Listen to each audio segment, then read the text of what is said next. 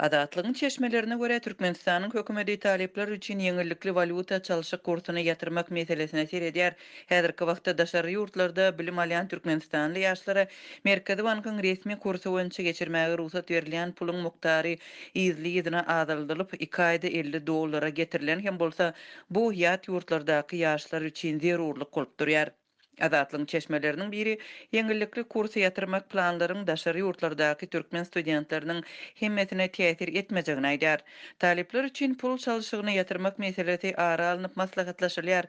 Ýöne bu aňsat mesele däl döwlet kwotalary bilen daşary ýurtlara gidip okuyan talyplar üçin pul geçirmek dowam ettiriler diýip adyny efirde agdamazlyk şerti bilen gürleşen çeşme 25-nji martda habar berdi.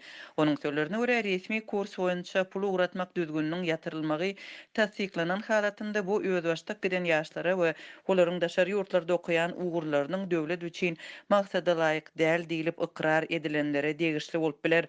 Bu kategoriýany ýeňillikli pul çalyşygy mümkinçiliginden mahrum etmek planlaşdyrylýar diýip çeşmeýdär. Hökümetiň studentler üçin pul çalyşyk boýunça planlaryny we Türkmenistanyň raýatlarynyň daşary ýurtlarda alýan biliminiň maksada laýyklygyna haýsy esasda baha berilejekdigini resmi taýdan anyklap bolmady. Ýurdun häkimetleri pul çalyşyk ýurdun daşyna pul geçirmek kadalaryna ýygyderli geridilýän üýtgeşiklikler we raýatlaryň daşary ýurtlarda alýan bilimine talaplary barada resmi çykyş etmeýärler. Azatlyk radiosynyň Merkezi Banka we Bilim ministrligine düşündürüş sorap eden ençeme ýüzlenmesi jogapsyz galdy. 2019-njy ýylyň mart aýynda Türkmenistan ýurtda ikrar edilen daşary ýurt universitetleriniň sanawyny hem azaltdy. Şu sebäpden Türkmenistandan daşary ýurtlara resmi kursan pul bermek mümkinçiligi Türkmenistan tarapyndan ikrar edilen daşary ýurt universitetlerinde okuyan talyplar üçin saklanyp galdy. Azatlygyň çeşmesi hökümet talyplar üçin ýeňillikli kursy düýbünden ýatyrmak isleýär ýöne häzirki wagtda ilada arasynda sosial gahar gazap döremeginden howatyrlanýar we girizmegi göz öňünde tutýan çäreleri ölçäp görýär diýär. Mundan öň talyplar üçin ýeňillikli pul çalyşyk kursunyň ýatyrylmagynyň mümkinçiligi barada ýurdun Merkezi Bankyndaky bir çeşme aýtdy.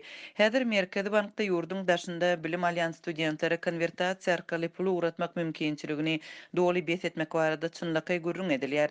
Häzirlikçe anyk karara gelinmedi ýöne uly ähtimallyk bilen munyň geljekki aýdan başlap güýje girmegi mümkin diýip Merkezi Bankyň jogapkar işgäriniň biri anonimlik şertlerinde 18-nji martda Azatlygyň habarçysyna gürrüň berdi.